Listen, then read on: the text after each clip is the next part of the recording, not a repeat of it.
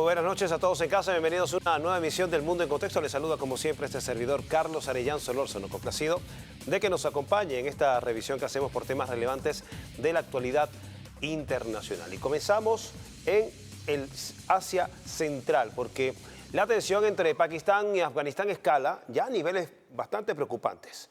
Los dos países han intercambiado en las últimas horas una serie de ataques más allá de la zona fronteriza, llegando incluso a Kabul, la capital afgana.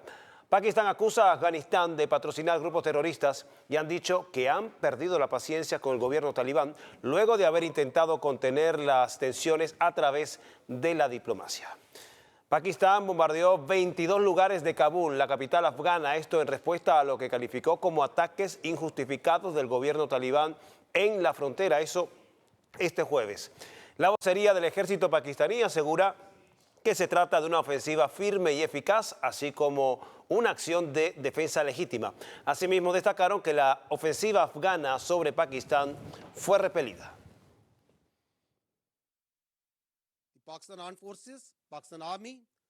Las Fuerzas Armadas pakistaníes respondieron de forma inmediata y eficaz.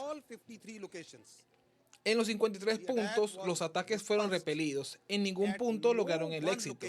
No solo se repelió el ataque eficazmente, sino que también ejercimos nuestro derecho a la legítima defensa donde quiera que ocurrieran los ataques. Y las fuerzas pakistaníes resistieron con firmeza. Hasta el momento, la Operación Gaza ha causado la ruina de 274 miembros del régimen talibán y rebeldes. Más de 400 han resultado heridos. Y estas son imágenes de la respuesta militar aérea de Pakistán sobre Afganistán. Los pakistaníes informaron que atacaron instalaciones militares en las ciudades afganas de Kabul, Kandahar y Paktia. Desde Islamabad calificaron a esta acción como una respuesta firme y eficaz, en la que según resultaron muertos 72 talibanes y más de 120 fueron heridos. Y este es otro material divulgado por el ejército pakistaní. En la primera parte se observa la destrucción de un puesto militar de los talibanes en Afganistán, en la localidad de Paktia.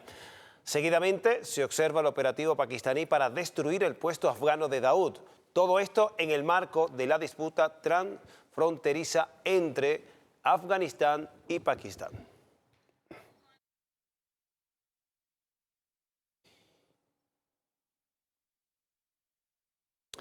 Y este conflicto que en 2026 enfrenta a Pakistán y Afganistán tiene sus orígenes hace 133 años, cuando el Imperio Británico trazó una línea fronteriza colonial que dividió la vida de la etnia pastún y que desde 1947, con la independencia pakistaní, ha supuesto un punto de conflicto en esta región del Asia Central. Cuando Sir Mortimer Durand trazó los márgenes entre Afganistán y la India británica en 1893, podría haber satisfecho en su momento al Imperio Británico al respaldar y hacer efectivos sus intereses. Pero hoy, la existencia de esa frontera que divide la región pastún no solo ha dado lugar a graves hostilidades militares, sino que la línea colonial ha causado problemas socioeconómicos y enfrentamientos geopolíticos entre Afganistán y Pakistán. Pakistán heredó la línea Durand de 2.670 kilómetros de la India británica en 1947, pero los sucesivos regímenes afganos, incluidos los talibanes, han rechazado esta frontera colonial por ilegítima. La línea divide en dos las tierras tribales pastunes, un pueblo originario con una población de 40 millones de personas, quienes son musulmanes sunitas. El 42% de esta etnia vive del lado afgano y 12% del lado pakistaní, siendo minoría. Este elemento ha provocado la instauración de la insurgencia armada para buscar controlar esta región. De hecho, Pakistán ayudó a crear a los talibanes en las décadas de 1980 y 1990 y mantuvo vínculos complejos con ellos. Pero esos vínculos se deshicieron después de 2001, cuando los sucesos del 11 de septiembre. Cuando Estados Unidos se retiró en 2021 y los talibanes regresaron al poder, Islamabad inicialmente los recibió, pero comenzaron de nuevo los roces. Pakistán alega que el territorio afgano es santuario para el grupo armado Tehrik-e-Taliban Pakistán, TTP, con una fuerza de 35.000 hombres aproximadamente y que realiza ataques en regiones del noreste pakistaní. Pero en esta amplia frontera entre ambas naciones también operan el Ejército de la Liberación de Baluchistán, el Frente de Resistencia Nacional de Afganistán y el Frente de Libertad de Afganistán, que según Kabul estarían siendo financiados por Pakistán.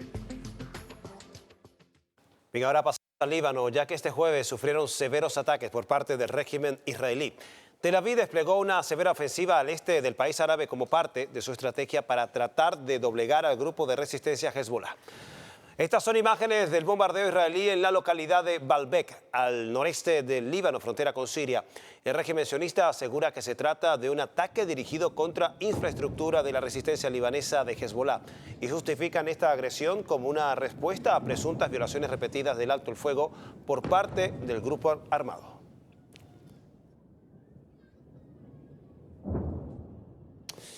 Y al menos 28 fueron los ataques realizados el jueves por Israel al este del Líbano. Se trató de una amplia ofensiva que cubrió las localidades de Harbata, Sansatar, Bandayel y Kars Nabah.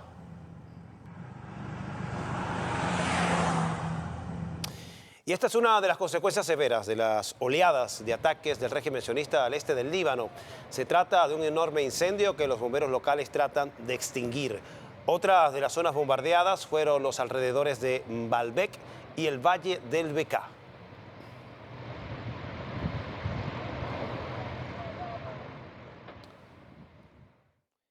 Y aquí otras imágenes del intenso bombardeo israelí en la región del Bekaa, al noreste del Líbano.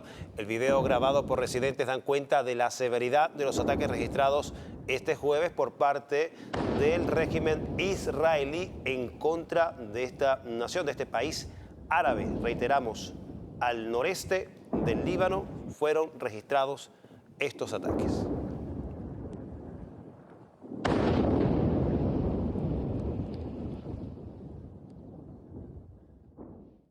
Y les contamos que según la Organización Mundial de la Salud, 10% de los habitantes de la Franja de Gaza sufren de desnutrición aguda, especialmente la población infantil. Una situación límite provocada por el genocidio israelí que cada día cobra víctimas inocentes. El genocidio israelí lleva más de 67.000 palestinos martirizados en 2 años de bombardeos sobre la Franja de Gaza. De ellos, la población infantil gazatí ha sufrido más de 16.500 asesinatos.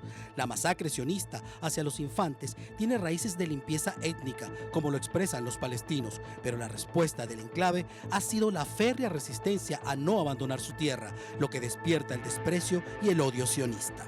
Para mí, Gaza es ahora dolor, ternura y tristeza. Era tranquilidad y seguridad, pero se ha convertido en un cementerio de sueños. Sin embargo, a pesar de toda la tragedia y el sufrimiento, sigo amándola, sigo apegada a ella y espero que podamos volver pronto, si Dios quiere. El asedio y la hambruna en la Franja de Gaza hacen llenar los centros hospitalarios de Rafah, ubicado al sur, donde reciben cada día más niños desnutridos. El ensañamiento de Israel contra Palestina los lleva a bloquear las fronteras para detener las limitadas ayudas que puedan llegar al lugar. Condicionan el acceso de alimentos hasta que el grupo de resistencia islámica palestina Hamas libere a los israelíes detenidos. Los más vulnerables sufren la hambruna sin precedentes. Nosotros en Gaza no tenemos harina todos los días. Cada 24 horas nos dicen que ya vienen los camiones. Llegamos y no encontramos nada. Comemos esta arena. No tenemos comida. No tenemos comida. Tengan piedad de nosotros. No tenemos comida. Estamos comiendo arena en vez de harina. Tengan piedad de nosotros. Piedad. Estamos comiendo arena en vez de pan. Una rebanada de pan cuesta 20 shekels, una rebanada así de chiquita. Según un sobreviviente del Holocausto, la deshumanización y el racismo son el hilo conductor de esta catástrofe. Recuerda que los nazis hablaban de los judíos como parásitos o raza infrahumana. Y en la actualidad hemos escuchado a los asesinos de Israel hablar de los palestinos como animales humanos, terroristas. Pero la resistencia palestina aprovecha las acciones del ejército israelí en las costas para lanzar sus redes hacia el mar Mediterráneo y obtener alimentos. 96 de cada 100 personas que están vivas todavía en Gaza están enfrentando una inseguridad alimenticia extrema, y de las cuales cerca de 5.495.000, y ahí hay niños, están literalmente al borde de la hambruna. Las cifras de la barbarie israelí son abrumadoras. Más de 1.1 millones de niñas y niños palestinos llevan 2 años sin asistir a la escuela y tienen más de 11 semanas de bloqueo alimentario. Así es como eran antes y así como son ahora. Estos niños están tan desnutridos que se están consumiendo. Es impactante ver este nivel de desnutrición, y todo es por el bloqueo de ayuda. Según UNICEF, 17.000 niños han sido separados de sus padres como consecuencia del conflicto. En la guerra, son frecuentes historias como las de Lama, de 7 años, y Ahmad, de 8, 2 palestinos desplazados que sufren por no saber a dónde ir. También casos como los de Mohamed y Alma, mutilados por bombardeos, ocasionando la pérdida de brazos y piernas, mas no de sus ilusiones. Nos llaman constantemente, nos ordenan que evacuemos, y cuando cuelgan el teléfono continúan los bombardeos. Los tanques están muy cerca y no sabemos a dónde ir. Me siento muy triste y sola. Quedaban 13 miembros de mi familia. Todos los demás ya habían huido. Quiero cumplir todos mis sueños. Quiero ser periodista y piloto. No esperaba que Alma sobreviviera. Tenía el cráneo fracturado, le amputaron una pierna, también tenía metralla en su espalda y un brazo roto. Estoy triste por mi hermano y mi hermana. El genocidio israelí arrasa con todo a su paso. Los soldados sionistas socavan la infancia palestina. Las organizaciones de derechos humanos expresan que Palestina es el único lugar en el mundo donde la ley militar es aplicada a menores. Bien, y con detalles de este drama que no ha terminado en la Franja de Gaza a pesar del cuestionado acuerdo de cese al fuego entre Israel y la resistencia palestina, así como la cuestionada instalación del Consejo de Paz para Gaza por parte o promovida por los Estados Unidos, corresponde hacer nuestra primera pausa en esta entrega del Mundo en Contexto. Antes repaso uno de mis puntos de contacto en las redes sociales. En TikTok me puedes conseguir como @soyarellán. Aquí tiene la dirección abajo en pantalla. No se aparte, que en minutos estamos de vuelta.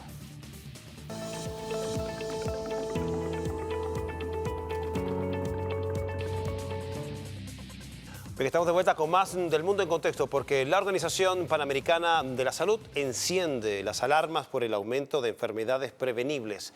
A través de un plan de inmunización regional busca la eliminación de enfermedades prevenibles que han registrado un repunte de casos en los últimos meses. El repunte de sarampión en México ha encendido las alertas epidemiológicas. Con más de 10.000 casos activos reportados, el gobierno mexicano ha intensificado las jornadas de vacunación en puntos de alta movilidad y zonas fronterizas. La estrategia se centra en recuperar los niveles de cobertura del 95%, luego que la inmunidad colectiva se viera comprometida por bajas tasas de vacunación, esto en años anteriores. Venimos trabajando en forma conjunta. Tenemos programado una reunión para la primera semana de abril, en donde cada uno de los países va a presentar cómo ha actuado y procedido para controlar el brote. El mensaje muy importante es vacunarse. El mensaje, no hay otra manera de controlarlo más que de vacunarse. Y en Colombia la batalla es contra la fiebre amarilla, que ha salido de sus zonas selváticas tradicionales para amenazar ahora áreas periurbanas. El Ministerio de Salud de ese país ha garantizado el suministro de vacunas para 2026, priorizando a los departamentos con mayor riesgo de transmisión transfronteriza. En 2025, Colombia aplicó más de 120.000 dosis contra la fiebre amarilla, y para este año los especialistas promueven la vacunación que ofrece protección de por vida. El Gobierno Nacional encabeza el Ministerio de Salud y Protección Social, y en conjunto con el Instituto Nacional de Salud y el territorio hemos trabajado arduamente. Llevamos más de 1 año y medio con este tema de estos casos y esta emergencia, y realmente estamos muy atentos de que las personas digan sí a vacunarse. La mayoría de estos casos, casi todos, han estado sin vacunarse, y eso es muy importante tenerlo presente. Y Venezuela también se suma a las medidas de prevención regionales para evitar la propagación de enfermedades víricas. El gobierno nacional activó las jornadas de vacunación contra la fiebre amarilla en 22 parroquias priorizadas de los estados Aragua, Lara, Barinas y Portuguesa, garantizando la inmunización gratuita. La presidenta encargada, Delcy Rodríguez, agradeció el respaldo de la Organización Panamericana de la Salud para fortalecer el sistema público nacional de salud. Hemos visto también el apoyo y la cooperación a través de la OPS en procesos de vacunación en Venezuela en distintas enfermedades, cómo podemos tener la llegada a nuestro país de insumos, de vacunas que se requieren para el funcionamiento del sistema de salud en Venezuela. De verdad le agradezco porque hemos revisado también toda la situación de la salud en la región. Hemos estado viendo también cómo con la OPS podemos fortalecer capacidades propias del Ministerio y del sistema de salud en Venezuela, en lo que tiene que ver con la estructura, con el plan estratégico, lo que tiene que ver con la articulación con el sistema privado de salud en el país y cómo fortalecer las capacidades del sistema estadístico de salud en Venezuela. Y como ya hemos mencionado, América Latina enfrenta la reaparición de enfermedades ya superadas en el continente con brotes activos de fiebre amarilla y sarampión que han puesto en alerta a los sistemas sanitarios de la región. La falta de programas de vacunación y campañas con información falsa en redes sociales ponen en riesgo la salud de la población en nuestra zona.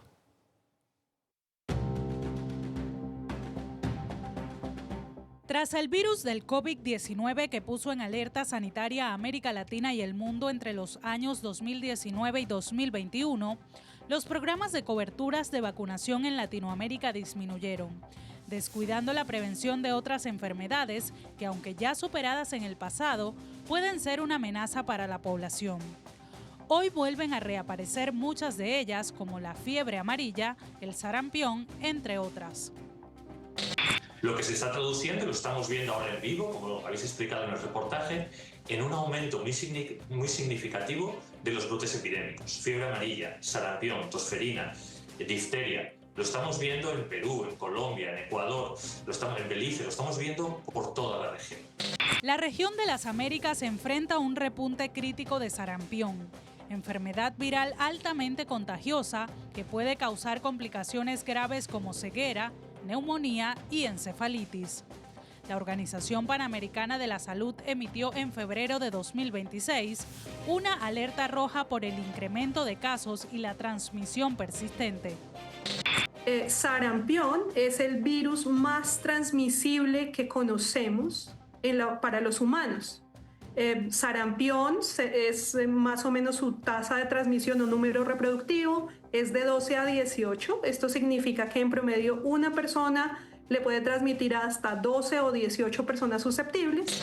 Y es que a pesar de que el continente fue el primero del mundo en ser declarado libre de la enfermedad del sarampión en el año 2016, los casos resurgieron en el 2025, reportando más de 11.000 casos y 23 defunciones, cifra que representa un incremento de 31 veces en comparación con el 2024. Entre los países más afectados está México con más de 4.000 casos y 19 defunciones, Canadá con 4.849 y Bolivia con 320. Asimismo, hay brotes en Argentina, Brasil, Perú, Paraguay y Belice. Muchos países no han logrado recuperar las tasas de vacunación que tenían prepandemia y eso es lo que vemos. Hoy en día la mayoría de los países de las Américas están por debajo del 95%, que es lo que se requiere para prevenir brotes de sarampión. Según expertos, el sarampión puede llegar a ser mucho más letal que el COVID en personas no vacunadas, por lo que su prevención es vital. De acuerdo a la Organización Panamericana de la Salud, se estima que 1.5 millones de niños en las Américas no recibieron ninguna dosis de la vacuna desde el 2024. Y otro tema no menos preocupante es lo que sucede en Argentina, porque las calles de Buenos Aires vuelven a ser escenario de dignidad. Mientras, el Senado se dispone a convertir en ley una reforma que desmantela décadas de conquistas sociales, miles de trabajadores se movilizan hasta las puertas del Congreso. Las principales centrales obreras de Argentina convocaron a una gran movilización en contra de la sanción definitiva contra la reforma laboral que es definida como ley de esclavitud moderna.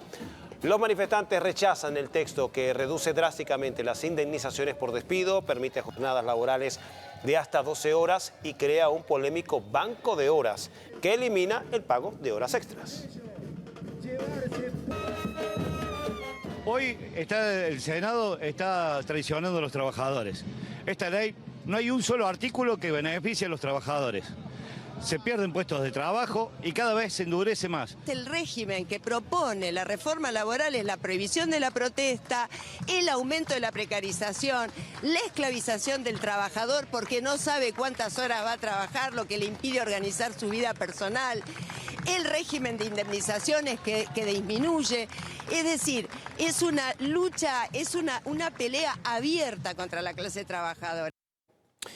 Los manifestantes consideran que no se trata de una modernización, sino de un cheque en blanco para el sector empresarial que precariza la vida de millones de familias argentinas. Viene a anular todos los derechos que tenemos como clase, que logramos con sangre y con lucha, y es a medida de las multinacionales y de lo que pretende hacer Milei de este país, que es un país de expolio, de primarización, contra todo tipo de industrialización y, por supuesto, contra los derechos de los trabajadores. Sabemos que lo que están aprobando ahí es algo que beneficia directamente a las patronales y condena a los trabajadores, a nuestros hijos, a nuestras hijas, a no tener derechos cuando vayan a laburar. Se ataca a la jornada laboral, se atacan las indemnizaciones. A nosotros como docentes particularmente nos declaran esenciales, tratando de limitar el derecho a huelga. Y la respuesta del Ejecutivo a este reclamo ha sido el uso desmedido de la fuerza. Los organismos policiales reprimieron a los manifestantes en el Obelisco de Buenos Aires con empujones y el uso de gas pimienta. Denuncian que es la única medida que toma el gobierno represor de Javier Milei contra la protesta social. Esto para silenciar a un pueblo que se niega a retroceder en sus derechos laborales.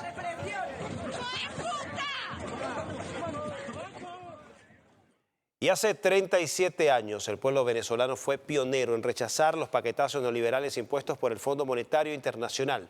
El 27 de febrero de 1989 ocurrió la rebelión popular conocida como el Caracazo, que dejó más de 3.000 muertos por la represión del gobierno de entonces de Carlos Andrés Pérez.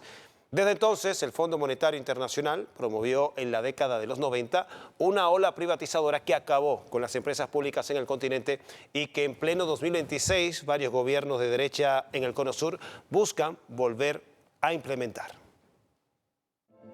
A finales de la década de los 80, Latinoamérica fue epicentro de la ola de privatizaciones de empresas públicas. El consenso de Washington impuso el modelo neoliberal tras el declive de la Unión Soviética. Organismos como el Banco Mundial o el Fondo Monetario Internacional dieron la receta perfecta para desmantelar el Estado proteccionista. Nosotros privatizamos los bancos, la compañía telefónica, las líneas aéreas, la siderurgia, las minas. Desde México en 1988, pasando por Brasil, Perú y Venezuela, se promovieron las privatizaciones como la salida a la ineficiencia provocada por la corrupción. Argentina fue el país que lo vendió todo, entregando sus empresas a bajos costos a las transnacionales europeas y norteamericanas. Vamos a privatizar todo aquello que sea necesario, no por una cuestión de dogma, sino por una cuestión de necesidad. Hay que privatizar hasta el loro, está bien, pero mire que la privatización no es la solución, porque mire que vendimos los teléfonos y siguen andando tan mal como antes, sí, bueno, tanto, pero hubo un cambio, digo, ya sé, por supuesto que hubo un cambio, son tan malos como antes, pero más caros, esa es la diferencia.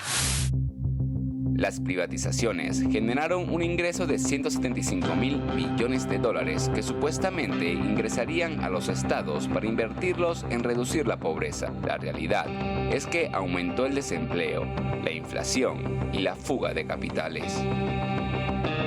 En cualquiera de sus extremos ha sido un engaño al país, ha sido la forma fácil de traer dinero para después se la lleven.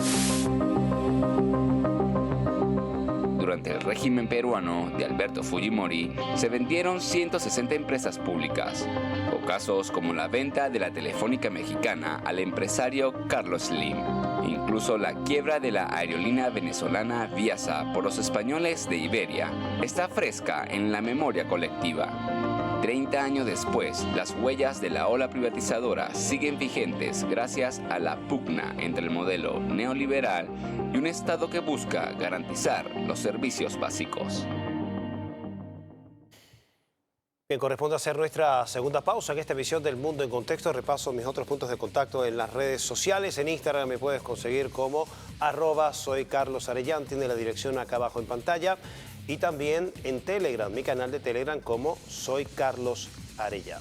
Coordenadas de comunicación, de interacción a través de los medios digitales. 9:32 de la noche, no se aparte, en minutos estamos de vuelta.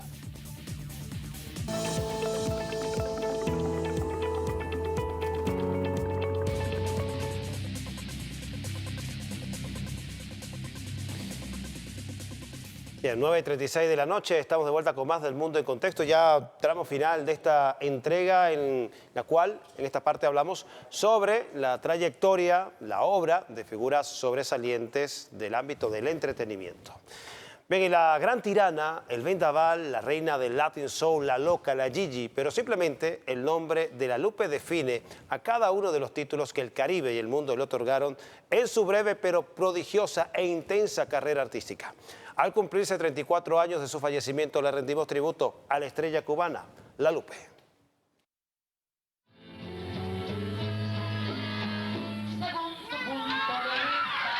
Nació en Cuba el 23 de diciembre de 1936, Lupe Victoria Jolie Raymond. Unos le decían la Gigi, pero el mundo la conoció como la Lupe.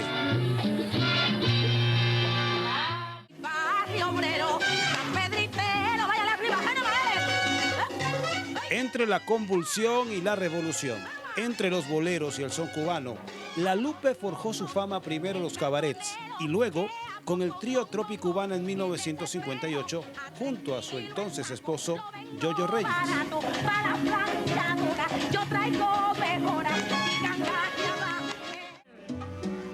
Y aunque quise robarme la luz para ti. Migró a México y luego a Estados Unidos en 1962. En Nueva York, epicentro del movimiento caribeño, la Lupe se hizo un espacio propio y sin rivales, gracias al apoyo de los maestros Mongo Santamaría y Tito Puente. Como soy, yo te ofrezco mi amor, no tengo más. En 1968, la Lupe interpreta los temas Puro Teatro y La Gran Tirana, que no solo se convirtieron en su preferencia, sino que llevarían al compositor boricua Don Tite Curet Alonso al estrellato. Gracias a ello, la cubana fue la primera latina en cantar en el Carnegie Hall, el Manhattan Center y el Madison Square Garden. Soy dueña del universo, dueña del palmar y del mar, dueña del sol, dueña del mar. Canté para tierra muerta, el sabor me quiso inspirar, soy la voz. Allá en Estados Unidos la mujer... Biónica. Biónicas. Sí, So aquí nothing pornográfico, es bionic now. Aquí está tu biónico también, mija. Gigi, tu papita. Mira, ¿tú eres soltera o casada? No, yo era casada, pero lo boté porque no estaba en nada. Cuando tú quieras, dígame. Yo soy soltera y sin compromiso también. Ya tú vas a ver quién manda aquí. Yo soy la Gigi, sí señor. Este vendaval caribeño que tiraba las joyas y se quitaba los zapatos fue apagándose musicalmente. Primero por el boicot del productor de la Fania, Jerry Masucci, y por otro lado la falta de oportunidades y los excesos derivaron en problemas de salud grave en su columna vertebral.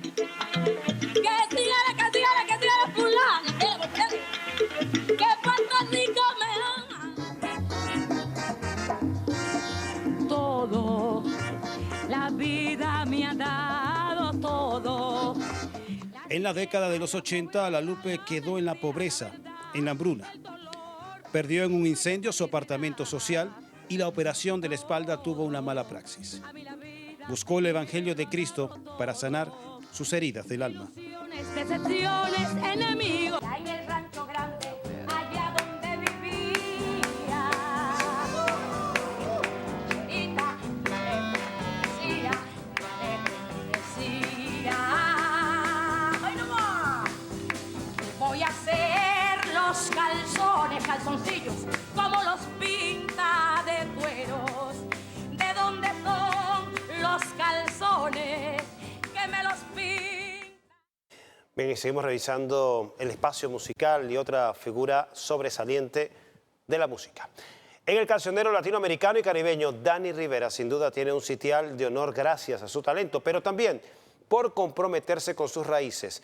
Y es que el cantante nacido en Puerto Rico y nacionalizado dominicano ha expresado en sus temas los valores de solidaridad de la patria grande. A continuación, rendimos homenaje al madrigal de éxitos de Danny Rivera al cumplir 81 años de edad. Que tú eres importante en mi vivir,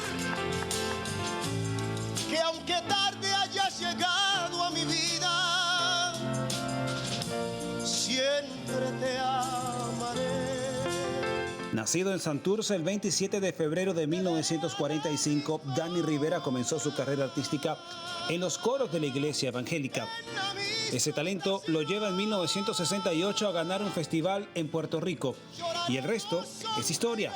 Danny Rivera se pasea desde el rock and roll hasta los boleros más clásicos. Llega la noche buena. Otro importante legado de Danny Rivera es la música de la patria grande en su extenso cancionero navideño. Temas como Pido Paz, Casitas de la Montaña, Jardinero de Cariños y El Cardenalito forman parte de las tradiciones familiares cada fin de año. Con las alas rotas, con el alma helada, la esperanza herida, la fe desgarrada, ahora estoy perdido. Su amor por Puerto Rico lo llevó al activismo independentista y al rechazo de la presencia militar estadounidense en la isla de Vieques. En 2001, el cantante fue encarcelado 30 días en la prisión federal estadounidense de Guaynabo, acusado de desobediencia civil. Habana. Acuérdate de mí algún día. Una impecable trayectoria, consagrada en el respaldo del público latinoamericano, tienen a Danny Rivera como el hacedor del romanticismo y defensor de las raíces latinoamericanas y caribeñas. Para decir adiós, solo tengo que decirlo.